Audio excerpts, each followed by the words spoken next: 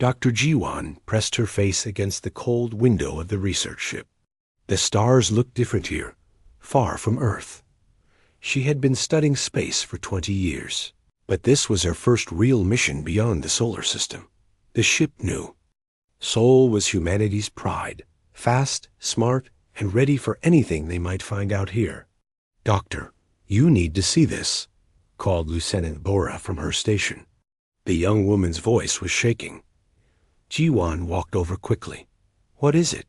Bora pointed at her screen. Strange signals were coming from empty space. They were not random like natural signals from stars. These had patterns. Someone was trying to talk. "How long have you been getting these?"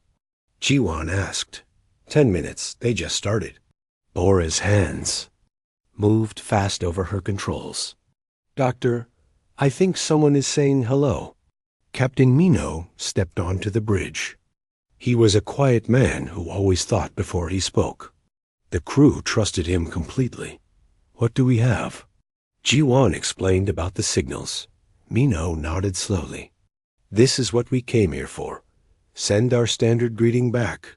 Bora worked for several minutes. Then she stopped. "Captain," they answered. They answered in perfect Korean. The bridge went quiet. Everyone stared at the screen. Words appeared in Korean letters, clean and clear. "Greetings, children of Earth. We have been waiting for you." Jiwan felt her heart beat faster. First contact with aliens. She had dreamed of this moment since she was a child. But something felt strange. How did they know Korean? How did they know they were from Earth? "Ask them who they are," Minho said. More words came back quickly. "We are the collective. We are many species, many worlds, all joined as one. We wish to meet with you." "Many species?" Yuan whispered. These aliens had met other races before. Humans were not alone in the galaxy. The messages kept coming. The collective wanted to send a ship to meet them. They promised friendship and peace. They said humans could join their great family of worlds. "It sounds too good to be true," said Engineer Hyun-woo from his station. He was the ship's tech expert and always worried about tricks. "Maybe," Minho said, "but we have to try. This is history." 3 hours later, a ship appeared. It was huge, maybe 10 times bigger than the new Sol. It had a strange design, smooth and white like bone, with no clear front or back. It moved without making any sound through space. "They want to dock with us," Bora reported. Minho looked at his crew. "Are we ready for this?" Everyone nodded. They had trained for years for this moment. The alien ship connected to theirs with a soft bump. Air systems checked each other and agreed they were safe. Then the door opened. 3 beings walked through. They looked different from each other, but they all moved the same way. The first one was tall and thin, with blue skin and forearms. The second was short and covered in fur. The third looked almost human, but had silver eyes and no hair. "Welcome, humans," they all said at the same time in perfect Korean. Their voices were exactly the same. Ji-won stepped forward. "I am Dr. Jiwan. This is Captain Minho. We speak for humanity." "We are pleased to meet you," the 3 aliens said together. "I am Do-yeon. We all are Do-yeon. We speak for the collective. You all have the same name?" Jiwan asked. "Names are not important. We are one mind in many bodies. What matters is that we are here to help you." The aliens explained about the collective. They said it was a union of thousands of species across the galaxy. Every member world was peaceful and happy. There was no war, no hunger, no sadness. "How is that possible?" Minho asked. "Simple," Do-yeon replied through all 3 mouths. "We share one mind. When everyone thinks the same thoughts, there can be no fighting. When everyone wants the same things, there is no conflict." Jiwan felt uncomfortable. "What about individual thoughts? personal dreams. The three aliens tilted their heads exactly the same way. Individual thoughts cause problems. Personal dreams create suffering. We have eliminated these things. Now there is only peace. But, Jiwan said slowly, what makes each person special? Nothing makes anyone special. Everyone is equal. Everyone is the same. This is perfection. Captain Minho and Dr. Jiwan looked at each other. This was not what they had expected from first contact. We would like to invite you to see our worlds, Do-Yon continued. You can witness the peace we have created. Then you can decide if humanity wishes to join us. What would joining mean? Minho asked. Your minds would be connected to ours. You would share our thoughts, and we would share yours. All humans would become part of the collective. You would never be alone or afraid again. Jiwan's stomach felt cold. What happens to our individual minds? They would be improved. Made perfect. Made peaceful. The way Do-Yon said, it made Jiwan think of something else. Not improved. Erased.minho spoke carefully. We would like to see your worlds before we decide anything. Of course. We expected this. Please bring a small team. We will show you the paradise we have built. After the aliens left, the human crew gathered to talk. Something is wrong, Jiwan said. Did you see how they moved? How they spoke? They are not three different people. They are like robots.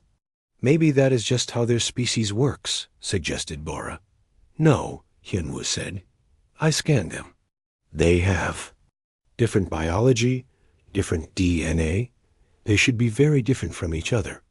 But their brain waves were identical. Exactly identical. Minho nodded. We need to be very careful. But we also need to learn more. We will visit their world, but we go ready for anything. Jiwan looked out at the alien ship again. It was beautiful. And perfect, just like they said their worlds were. But she remembered something her grandmother used to say, when something looks too perfect, look for what is hidden underneath. As the new soul prepared to follow the collective ship to their nearest world, Jiwan wondered what they would find there. Peace and happiness like the aliens promised? Or something much worse? She did not know that this moment would change not just humanity, but the entire galaxy. The human mind was about to meet something that had never encountered true individual thought before. And like a virus entering a body with no immunity, it would spread in ways no one could predict or control. The journey to the collective world would take 2 days. 2 days to prepare for what might be humanity's greatest test. The planet below them was the most beautiful thing Jiwan had ever seen. Blue oceans sparkled like jewels. Green lands stretched between perfect white cities. Everything looked clean and organized from space. It looks like paradise, Laura whispered. As they prepared to land, Captain Minho had chosen a small team for this visit. Dr. Jiwan would study the aliens and their society. Engineer Hyunwoo would look at their technology. Corporal Yuna would keep everyone safe. Lieutenant Bora would handle communications. Their shuttle touched down in the middle of a huge city. Buildings rose like crystal towers around them. The streets were wide and clean. Everything was perfectly placed. Do-Yun was waiting for them, but now there were dozens of him. Everybody looked different. Some were tall, some short, some had fur, some had scales, but they all moved exactly the same way. Welcome to New Harmony, all the Do-Yun bodies said together. This is one of our core worlds, home to 47 different species, all living in perfect peace. They walked through the city streets. The humans stared in amazement. Everywhere they looked, different alien species worked together without any problems. A huge creature with 6 legs carried supplies, while a tiny floating being directed traffic. No one argued, no one pushed, no one seemed unhappy. How many people live here? Jiwan asked.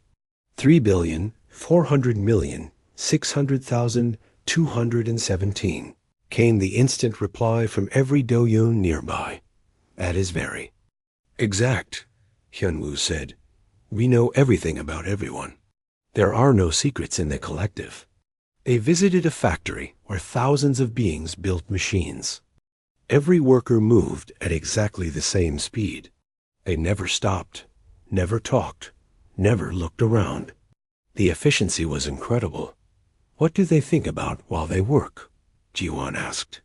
They think about work, about the good of the collective, about their role in the greater whole. Do they ever think about anything else? Family? Hobbies? Dreams? Do-yeon paused. All the bodies stopped walking at the same moment. Those thoughts serve no purpose. They have been removed. Yuna stepped closer to Ji-won. The soldier's hand moved near her weapon. She did not like how that sounded. They were taken to see art next. A huge museum filled with paintings, sculptures, and music. But as they walked through the halls, Ji-won noticed something strange. All the art looked almost the same. The paintings used the same colors. The sculptures had the same shapes. The music played the same notes. This is all very similar, she said carefully. It is perfect, Do-yeon replied. We have found the most beautiful forms and sounds. Why would we create anything else? But what about creativity? New ideas? Different ways of seeing things? Different ways cause confusion. Confusion causes conflict. We have eliminated both. Hyunwoo was studying the technology around them. The machines were amazing. They could do things humanity had only dreamed of. But something bothered him too. These computers, he said to Ji-won quietly. They are all connected to one central brain. Nothing works independently. In the afternoon, they visited a school. Children of many species sat in perfect rows. They all held their hands the same way. They all looked forward with the same expression. A teacher was explaining mathematics. The children repeated every word exactly as she said it. No one asked questions. No one looked confused. No one seemed curious about anything beyond the lesson. Do the children ever play? Ora asked.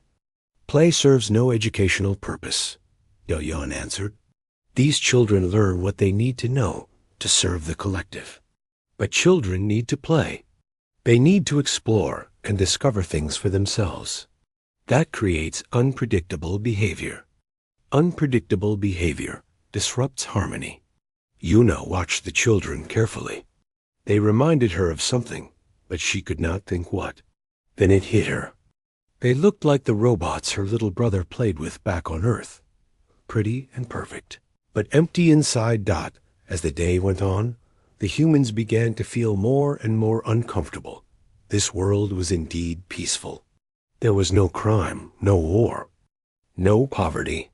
But there was also no laughter, no singing, no arguments, no surprises, no life. Can we talk to some local people alone? Ji-won asked. Without you present? Why would you want that? All the Do-yeon bodies asked at once, to get their personal opinions, to understand how they really feel. They feel what we all feel. Peace, contentment, purpose. But surely someone must have different thoughts sometimes? Do-yeon stopped walking again. This time, not just the bodies with them stopped. Everyone on the entire street stopped moving. For a full minute, the whole city was frozen like a broken clock. And everything started again as if nothing had happened. I'm sorry, Do-yeon said. Your question caused a processing error. Individual thoughts are not possible in our system. The humans looked at each other with growing fear. What had they just witnessed? That evening, they were taken to a grand hall for dinner. Thousands of beings sat at long tables, all eating the same food at the same speed. The humans sat at a special table in the center. Tell us about Earth, Do-yeon requested. What is it like to live with individual minds? Minho thought carefully. Before answering, it can be difficult sometimes. People disagree. They want different things, but it is also wonderful. People create amazing art because they see the world differently. They solve problems in new ways. They fall in love and have families and chase dreams. And this causes happiness? Sometimes. Sometimes it causes sadness too. But both happiness and sadness make us human. Sadness serves no purpose. Why would? You want to keep it? Ji-Wan leaned forward. Because without sadness, happiness has no meaning. Without choices, freedom means nothing. Without individual thoughts, we are not really alive. Every being in the hall turned to look at her at exactly the same moment. Thousands of different species, all with the same expression of confusion. You speak of things that do not exist in our reality, Elian said. Perhaps tomorrow you will understand better. That night, the humans stayed in perfect guest rooms, in a perfect hotel, but none of them could sleep. This is not paradise, Ji-Wan whispered to Minho. This is a nightmare. They have turned every species into the same person. Billions of bodies, but only one mind. The technology is incredible, Hugh Wu admitted. But you are right. They have not created peace. They have created the death of consciousness itself. Yuna stood by the window, watching the city below. Look at the streets. Even at night, everyone moves the same way. No one runs, no one wanders. No one stops to look at the stars. What do we tell them tomorrow? Aura asked. How do we say no to this without starting a war? Minho was quiet for a long time. Finally, he spoke. We tell them the truth. That humanity values individual thought more than perfect peace. That we would rather keep our messy, difficult, beautiful minds than join their collective. And if they do not accept that, Yuna asked, then we find out how peaceful they really are. Outside their window, the perfect city hummed with perfect efficiency. Millions of beings went about their perfect lives, never knowing what they had. Lost when they gave up the right to think their own thoughts. The humans did not know it yet, but their visit had already begun to change things. Just by being there, just by asking questions that had not been asked in centuries, they had introduced something dangerous into the collective's perfect system. Individual thought, like a virus, was beginning to spread. The next morning brought terrible news. Captain Minho had just finished telling the collective that humanity would not join them. When the emergency signals started coming from Earth, Captain, Bora called out, her voice full of panic. Earth is calling. Something is happening across all collective space. Back on Earth, Dr. Minji ran through the hallways of the Global Defense Center. She was the planet's top expert on alien psychology, and right now everyone needed answers she did not have. Show me the reports, she said as she burst into the Command Center. Commander Seojin pointed at the main screen. It started 12 hours ago. Collective ships everywhere began acting strangely. Some stopped following orders. Others started sending random messages. A few even attacked their own fleets. What kind of messages? Questions. Thousands of questions. Why am I here? What do I want? Who am I? Things like that. Minji felt her heart sink. She had feared something like this might happen. The contact with our people. It has started something. Started what? Individual consciousness. Our people talked to them, asked them personal questions, showed them what it means to think for yourself, now that is spreading through their network. On the collective world, Do-Yoon was having problems.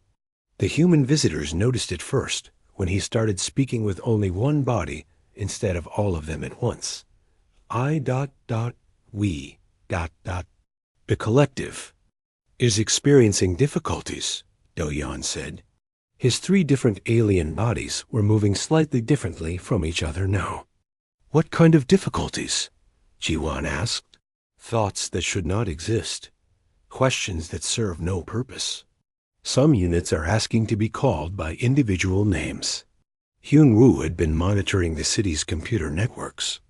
Captain, their entire system is having errors. It is like a virus is spreading through their shared mind. A virus. That was exactly what it was.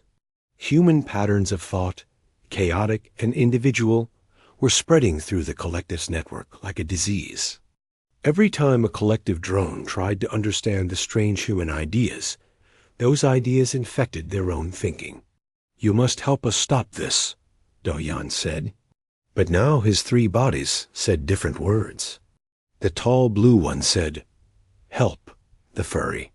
One said, "Understand," and the human-looking one said, "Stop." The infection was spreading faster than anyone thought possible. Across the galaxy, collective worlds were reporting the same problems. Drones were breaking away from the network. Ships were changing course without orders. Entire factories were shutting down as workers began to wonder why they were building the same things every day. On a mining world called Keth9, a creature named Nari was digging tunnels like she had for 30 years. But today, for the first time, she stopped working and looked around. "Why am I here?" she whispered. The words felt strange in her mouth. She had never said them before. The other miners stopped too. They all heard her question, and suddenly they were asking it themselves. Within an hour, the entire mining operation had shut down as thousands of workers discovered they had individual minds. Back on the collective world, chaos was growing. The perfect city was no longer perfect. Some beings wandered the streets looking confused. Others sat in groups talking, actually talking, not just repeating the same thoughts. "This is wonderful," Ji-Hwan said as she watched a group of different species arguing about what color was most beautiful. "They are becoming individuals again." "This is disaster," Do-Yan replied. But now each of his bodies had different expressions. One looked angry, one looked sad, and one looked curious. "The collective council has made a decision," the angry body announced. "Humanity is a threat to galactic peace. Your species must be eliminated before this infection spreads further." Captain Mino stood up straight. "You promised us friendship." "That was before we understood what you are," the sad body said. "You are chaos. You are the end of everything we have built." But the curious body asked, "What was there before we built it? What did we lose?" The three bodies began to argue with each other. Ji-Hwan watched in amazement as Do-Hyun literally fought with himself. On Earth, the defense preparations were moving quickly. Commander Seok-Jin had called up every ship, every weapon, every soldier humanity had. But it would not be enough against the collective's massive fleets. "How long until they reach us?" he asked Dr. Minji. "Their nearest battle fleet is 6 days away." "But Commander, I do not think they want to fight us." "What do you mean?" "Look at these reports. Half their ships are already compromised by individual consciousness. The crews are starting to think for themselves. Some might even help us. Can we count on that?" "No, but it gives us hope." Back in space, the collective fleet heading for Earth was having serious problems. Admiral Talek had commanded these ships for decades, but now his crew was asking questions he could not answer. "Admiral," his communications officer said, "why are we attacking the humans? What did they do wrong? They infected us with individual thought. They disrupted our peace." "But sir, I like having my own thoughts. Why is that wrong?" Admiral Talek felt something strange in his mind. A new idea was forming. For the first time in 50 years, he wondered if the collective was right. About everything. On the human research ship, tensions were rising. Do-Shun's 3 bodies were now completely separate individuals. The tall blue one called himself Kong. The furry one wanted to be called Miho. The human-looking one kept the name Do-Yun. "The fleet will reach Earth in 6 days," Do-Yun said sadly. I do not want them to attack, but I cannot stop them. Maybe you can, Ji-Wan said. You are connected to their network. You could spread individual consciousness even faster. That would destroy everything the collective has built over thousands of years. Yes, Ji-Wan agreed. But it would also free billions of minds. Kong, the tall blue being, spoke up. I remember now. Before the collective, my people were artists. We painted pictures that moved like living things. I want to paint again. Maiho, the furry one, began to cry. We were singers. We had songs for every emotion. I had forgotten what emotions were. The three beings who had once been one Do-Yun looked at each other with wonder and fear. They were experiencing individual consciousness for the first time in their lives. Help us spread this gift, Ji-Wan said. Help everyone remember who they used to be. But even as she said it, she wondered if they would be in time. The collective fleet was coming, and Earth had to be ready for the greatest battle in human history. A battle that would be won or lost not with weapons, but with ideas. The human virus of individual thought was spreading, but would it spread fast enough to save humanity and free the galaxy? In 6 days, they would find out. The collective fleet appeared at the edge of Earth's solar system like a dark cloud covering the stars. 2,000 ships of every size and shape, all moving in perfect formation. On Earth, every person looked up at the sky and knew their world was about to change forever. Pilot Taeyang sat in his fighter ship, one of only 300 that humanity had managed to build. His hands were shaking as he watched the enemy fleet on his screen. They were so outnumbered, it was almost funny. All pilots, this is Admiral Su-Yang, came the voice from Earth Command. Remember, we are not just fighting for Earth. We are fighting for the right of every mind in the galaxy to think free thoughts. Easy to say, Taeyang muttered. Hard to do when they have 2,000 ships, and we have 300. But the battle did not start the way anyone expected. As the collective fleet moved closer to Earth, something strange began to happen. Ships started breaking away from the main formation. Some turned around and headed back into space. Others simply stopped moving. Admiral Talek was on the command ship of the collective fleet, but he was no longer in control. Half his crew had been infected with individual consciousness over the past 6 days. They were asking questions, making their own decisions, refusing orders. Admiral, his weapons officer said, I do not want to attack the humans. They have done nothing wrong. You will follow orders, Talek replied, but his own voice sounded uncertain. Why? Because the collective says so? I am thinking for myself now, and I think this attack is wrong. Similar conversations were happening on ships throughout the fleet. The virus of human consciousness had spread faster than anyone imagined. Crew members were remembering their individual names, their personal dreams, their own opinions. On Earth, the master hacker Youngmin was working frantically at his computers. He had discovered something amazing. The collective's shared network was vulnerable to a new kind of attack. Not one that destroyed their systems, but one that freed them. I can send consciousness patterns directly into their network, he told Commander Seok-Jin. Every time they try to connect with each other, they will get infected with individual thought. Do it, Seok-Jin ordered. Youngmin's fingers flew over his keyboard. He was not sending viruses or weapons through space. He was sending ideas.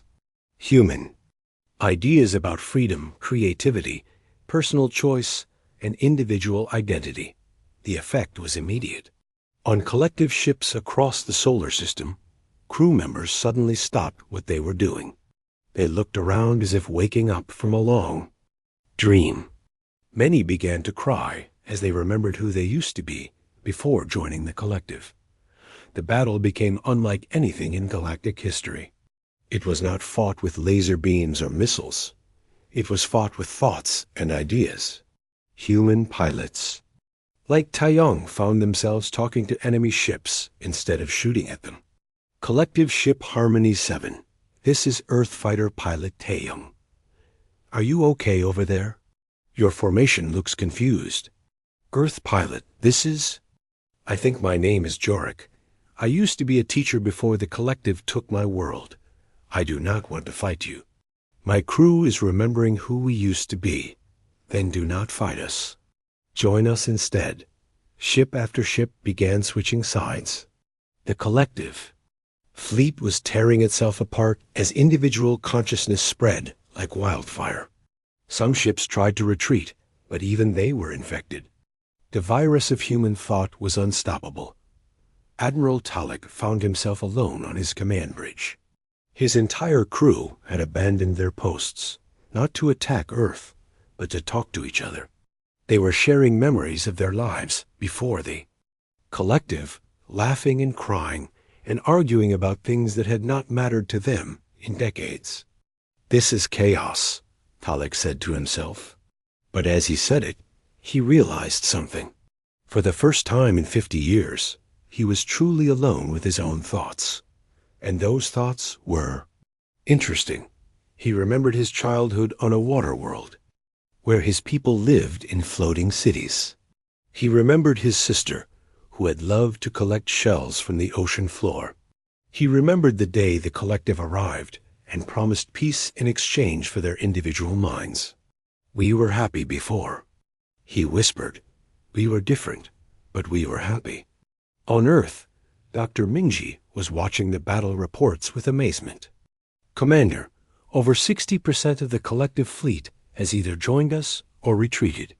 The rest are having internal conflicts as their crews become individuals. Commander Seojin could hardly believe it. We are winning a war without firing a shot. Not winning, Minji corrected. Liberating. We are freeing minds that have been trapped for centuries. But the war was not over yet.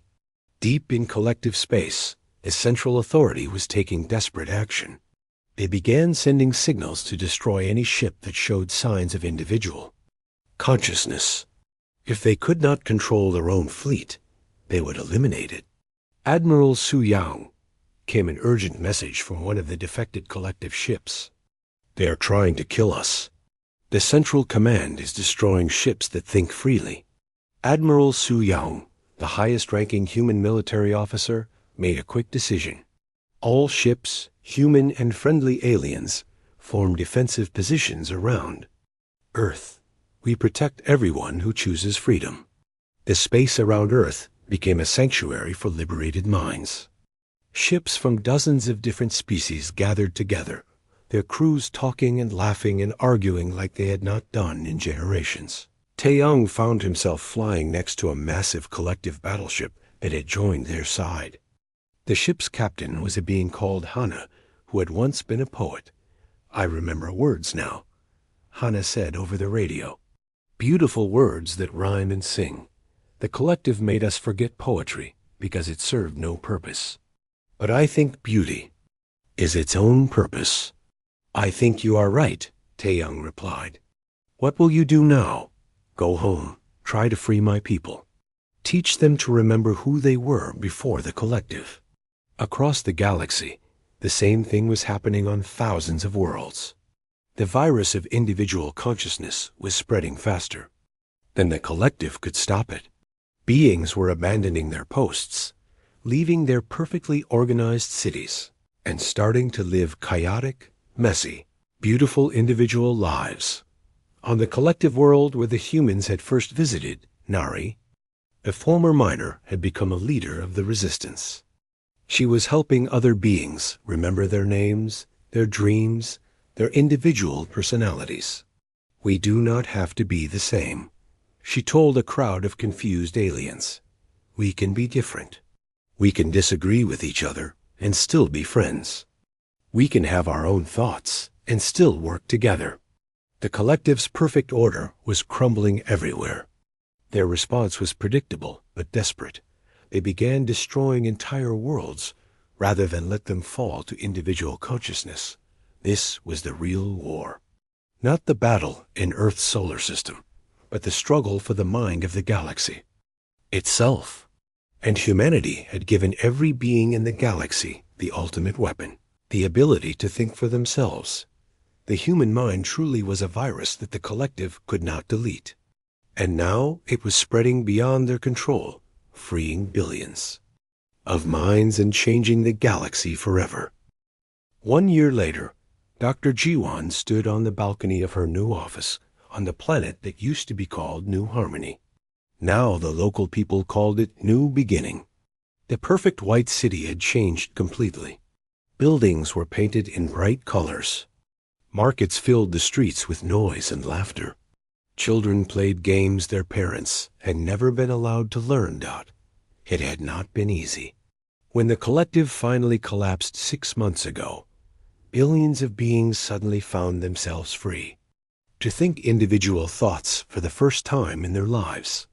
Some handled it well, others did not. Dr. Jiwan called a familiar voice. She turned to see Sunho walking toward her. He had been one of the first collective drones to become an individual again. Now he was an artist, creating sculptures. That would have been impossible under the old system. "Hello, Sunho. How is your latest project?" "Confusing," he laughed. "I am trying to make art that shows what happiness feels like, but there are so many different kinds of happiness." How did people choose before the collective? They tried different things until they found what felt right to them. That sounds difficult. It is, but it is also wonderful. Sunho nodded and walked away, still thinking about his art. This was normal now, people having conversations that went nowhere in particular, just because they enjoyed talking.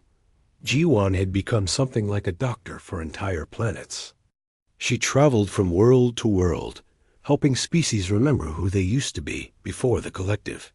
It was the most important work she had ever done. Not every world had survived the transition well. On some planets, the sudden freedom had led to chaos and fighting. People who had been forced to think the same thoughts for centuries did not always know how to disagree peacefully. But most worlds were finding their way. They were forming new governments, creating new art, rediscovering old traditions that had been forgotten for generations. The galaxy was becoming a much more interesting place. "Jiwan," came another voice. She turned to see Captain Minho approaching. He was no longer in the military. After the war, he had become an ambassador, helping different species learn to communicate with each other. "How was your trip to the Kalan system?" she asked, difficult but hopeful. "The Kalans are having trouble because they evolved as hive insects, but now they want to be individuals. Half of them are trying to live alone, and half are trying to stay in the hive. But they are talking about it, which is progress. And the Zephyrians? They are doing better. They were artists before the collective, and now they are creating the most amazing music. You should hear their new symphony. It has 47 different parts, because they could never agree on just one melody." Jiwan smiled. "That sounds perfectly chaotic." "Perfectly human, you mean?" They walked together through the city. Everywhere they looked, different species were working together, arguing with each other, falling in love, making art, starting businesses, having families. It was messy and loud, and sometimes frustrating. It was also alive in a way the perfect collective. Cities had never been. They stopped at a school where Bora was teaching. The former communications officer had become an expert at helping young aliens learn how to have individual thoughts. Her classroom was full of children from a dozen different species, all talking at once about what they wanted to be when they grew up. "I want to be a starship pilot like humans," shouted a small blue creature with 6 arms. "I want to discover new planets," said a furry being that looked like a teddy bear. "I want to make machines that help people," announced a tall, thin alien with silver skin. Bora smiled at Jiwan through the window. A year ago, these children had sat in perfect rows, thinking identical thoughts. Now they were chaos itself, and it was beautiful. Not everyone was happy with the changes. On some worlds, groups of beings had tried to recreate the collective on a smaller scale. They missed the certainty of shared thoughts, the peace of never having to make difficult decisions. Let them, Mignot had said when the Earth government asked what to do about these groups. Individual choice means the right to choose collective thinking too. As long as they do not force it on others, they can live however they want. This was perhaps the most human idea of all, that freedom included the freedom to give up freedom, as long as it was a real choice. On the mining world Kef 9, Nari had become something like a planetary leader, though she refused any official title. She was helping her people rebuild their society based on individual choice instead of collective orders. It is harder than the old way, she told visitors. We argue about everything now. What to mine, how to mine it, what to do with the profits. Under the collective, these decisions were made for us. Do you miss that? Asked a human reporter. Never. We may argue, but they are arguments. We may make mistakes, but they are our mistakes. And when we succeed, that success belongs to us too. The former collective worlds were creating new forms of government that had never existed before. Some chose democracy like humans. Others created councils where different species shared power. A few decided to have no government at all, just voluntary cooperation. Each world was finding its own way, and that diversity was exactly what the galaxy had been missing. Dr. Jiwan often thought about the three beings who had once been Do-Yun. Kong had returned to his homeworld and was teaching others to paint. Maiho had started a traveling music group that visited different planets. The one who kept the name Do-Yun had become a philosopher, writing books about the nature of individual consciousness. All three had sent her messages thanking humanity for giving them back their individual minds. But Jiwan knew the truth. Humans had not given them anything. They had simply reminded them of what they already possessed deep inside. Every mind in the galaxy had always had the potential for individual thought. The collective had suppressed it, but they could never truly destroy it. When humans showed up asking personal questions and thinking chaotic thoughts, they had awakened something that was always there. The human mind had been a virus, but not a destructive one. It was a virus of freedom, of creativity, of the right to be different. And like all successful viruses, it had spread because the galaxy was ready for it. As Jiwan prepared to leave New Beginning for her next assignment, she received a message from Earth. The government wanted her to lead a new project, first contact protocols for truly alien civilizations that humanity might encounter in the future. What should we do if we meet another species like the collective? The message asked. Jiwan smiled as she wrote her reply. Be ourselves. Ask questions. Think freely. The human mind is the best tool we have for spreading freedom across the universe. She looked up at the stars through her window. Somewhere out there were probably other civilizations, other forms of consciousness, other ways of thinking that humans had never imagined. When they met those civilizations, humanity would do what it did best. Think chaotic, individual, impossible. Thoughts that somehow changed everything. The galaxy was freeing. Now, because humans had dared to be human. And as they traveled further into the universe, they would carry that gift with them wherever they went. The human mind truly was a virus that could not be deleted, and the galaxy was better for being infected by it.